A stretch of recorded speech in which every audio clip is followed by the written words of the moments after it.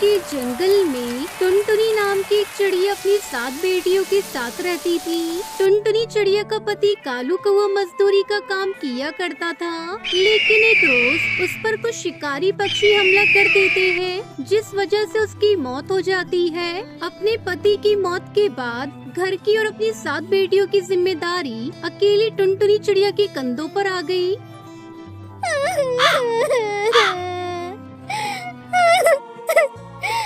हे ऊपर वाले, ये अन्याय क्यों किया तूने मेरे साथ? अब ये जिम्मेदारी मैं अकेले कैसे पूरी करूंगी? टुनटुनी चिड़िया उसी कोयले भट्टी में काम मांगने गई, जहां उसका पति मजदूरी किया करता था।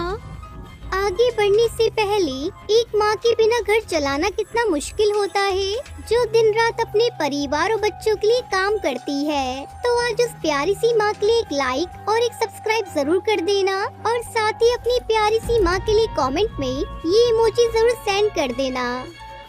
मैं ये कर लूंगी मालिक। अपने पति की मौत के बाद अपनी 7 बच्चियों की जिम्मेदारी मुझे ही निभानी है, और वैसे भी मजबूरी पक्षियों से भारी काम करवा ही लेती है। अच्छा ठीक है, फिर कल से काम पर आ जाना, लेकिन हाँ, पगार हमेशा काम होने के बाद ही मिलेगी। ठीक है मालिक। काम बड़ी ही मेहनत का था। सारा दिन कटी हुई लकड़ी ढोने से टुनटुनी का शरीर कमजोर हो गया था। कालू कौवे की मौत के बाद टुनटुनी चिड़िया की सबसे बड़ी बेटी पिंकी और सुनहरी की पढ़ाई छूट गई थी। बेटा, मैं चाहती हूँ कि तुम दोनों अपनी पढ़ाई जारी रखो। वैसे भी तुम्हारी बहनें अभी छोटी हैं, तब तक तुम दोनों मन लगाकर पढ़ाई करो। माँ, पढ़ना तो हम भी चाहते हैं, लेकिन हमारे खाने का गुजारा तो बड़ी मुश्किल से चल पाता है। फिर स्कूल की फीस कैसे भरेंगे? टुनटुनी चिड़िया हर रोज काम पर जाती थी। एक दिन शाम को जब उसका काम खत्म हो गया तो वो अपने मालिक से बोली, मालिक, मेरा काम खत्म हो गया है, क्या मैं घर जाऊँ? काफी देर हो गई है, बच्चे राह देखते होंगे। टुनटुनी, तुझे तो हमेशा ही घर जल्दी जाने की पड़ी रहती है। मुझे अपने यहाँ काम करने वाले लोग चाहिए। जब सारे पक्षी जाएंगे तभी तुम भी जाना। जी मालिक।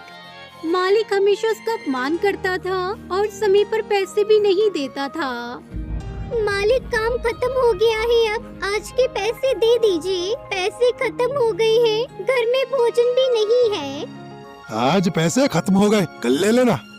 एक दिन टुनटुनी चिड़िया की तबीयत बिल्कुल ठीक नहीं थी और उस दिन उसकी काम पर जाने की हिम्मत नहीं थी, लेकिन ये सोचकर कि अगर काम पर नहीं गई तो आज भी मजदूरी नहीं मिलेगी, और फिर चूल्हा कैसे जलेगा।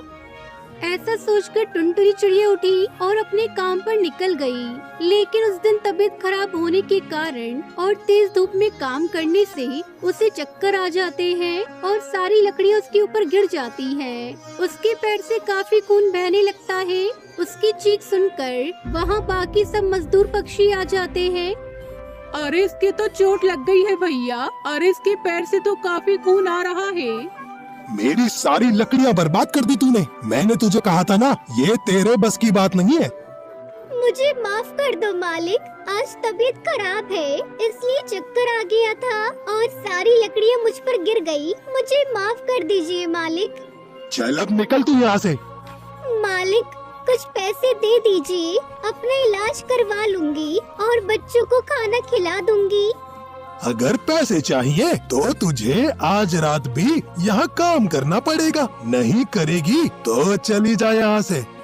टुनटुनी चिड़िया की हालत ऐसी नहीं रही कि वो काम कर सके, इसलिए वो बिना पैसे लिए वहाँ से चली गई। टुनटुनी चिड़िया जब घर आ रही थी तो उसे उसके पति का दोस्त बंटी कबूतर देख लेता है और उससे कहता है, अरे भाभी, आपके चोट कैसे लग गई? क्या बताऊं भैया, काम करते हुए मेरे पैरों में लकड़ियां गिर गई और चोट लग गई। साथ ही मालिक ने काम से भी निकाल दिया। लेकिन भाभी, आपके पैरों से तो बहुत खून निकल रहा है। आप मेरे साथ हॉस्पिटल चलो, मैं आपका इलाज करवा दूंगा। अरे नहीं भैया, मेरे पास हॉस्पिटल जाने के लिए पैसे नहीं है। ये चोट तो खुद ही ठीक हो जाएगी। बस आप मुझे कोई काम दिलवा दीजिए, आपकी बड़ी मेहरबानी होगी। अच्छा भाभी, पहले तो आप ये पैसे रखिए, इससे आप अपनी चोट को ठीक करिएगा। और मैं एक सेठ को जानता हूँ, तुम उनके घर का काम कर लेना, इससे आपको कुछ पैसे मिल जाएंगे और आपके घर का गुजारा हो जाएगा। आपका बहुत बहुत शुक्रिया बंटी भैया। आप मुझे उनका पता दे देना, मैं कल ही उनके यहाँ काम पर चली जाऊंगी। अगली सुबह से ही टुनटुनी चिड़िया कड़कनाथ सेठ के घर काम करने लगती है। ऐसे ही कुछ दिन बीत जाते हैं। टुनटुनी चिड़िया की दोनों बड़ी बेटियां जब टुनटुनी को ऐसे मेहनत करके देखती हैं तो वो आपस में बातें करते हुए कहती है, पिंकी दीदी, हमें लगता है हमें माँ की मदद करनी चाहिए। माँ बहुत थक जाती है ना। हाँ सुनहरी, हमें कुछ ऐसा करना होगा ताकि माँ को कोई काम ही ना करना पड़े। दीदी, आप बड़ा पाव कितना अच्छा बनाती हैं। क्यों ना हम बड़ा पाव का ठेला लगाकर उसे बेचें? हाँ तू सही कह रही है। हमारे जो पैसे गुल्लक में जुड़े रखे हैं, हम उसी पैसों में से बड़ा पाव का सामान लाएंगे और कल से बड़ा पाव बेचेंगे। अब सुनहरी चिड़िया पिंकी चिड़िया बड़ा पाव का ठेला लगा लेती है। फिर जंगल के पक्षी उनका बड़ा पाव खाकर बहुत खुश होते हैं। अरे वाह बच्चों, तुमने तो बहुत अच्छे बड़ा पाव बनाए हैं।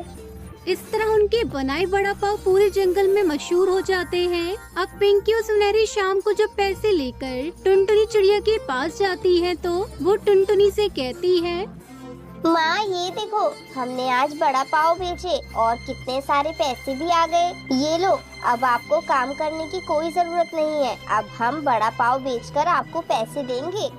इस तरह टुनटुनी चिड़िया सातों बेटियां बड़ा पाव बेचकर अपना गुजारा करती है और खुशी खुशी अपना जीवन बिताती है।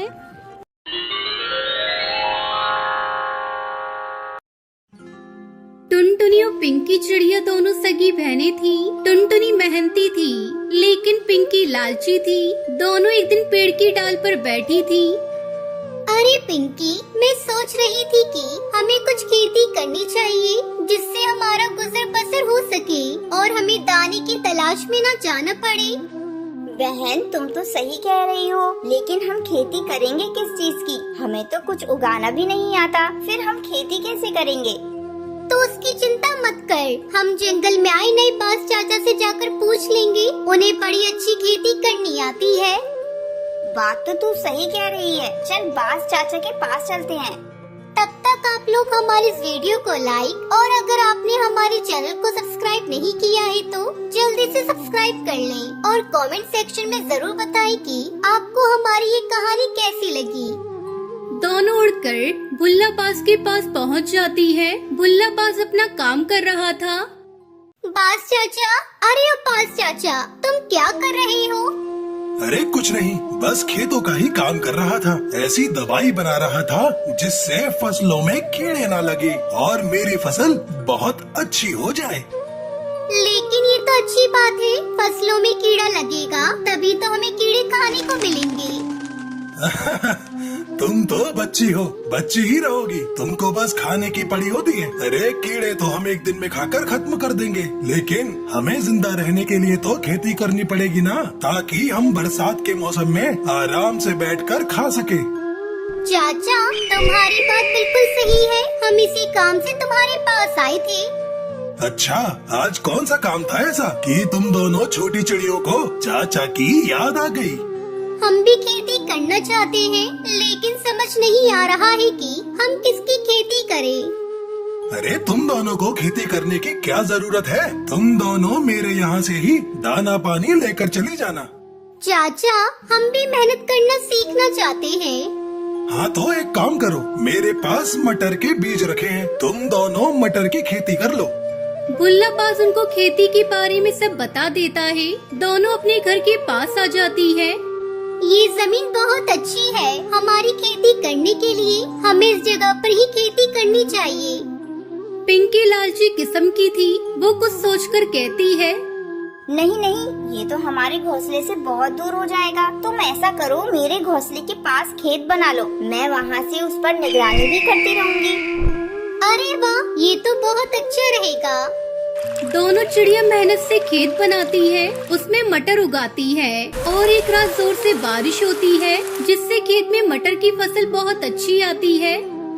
पिंकी बहन, हमारी फसल तो बहुत अच्छी हो गई है। देखो कितने सारे मटर खेत में लगे हैं। अब हमें दाना चुगने इधर उधर नहीं जाना पड़ेगा। मटर के पकते ही हम मटर का बंटवारा कर लेंगे। तुम सही कह रही हो, मटर पकने पर हम मटर का बंटवारा कर लेंगे।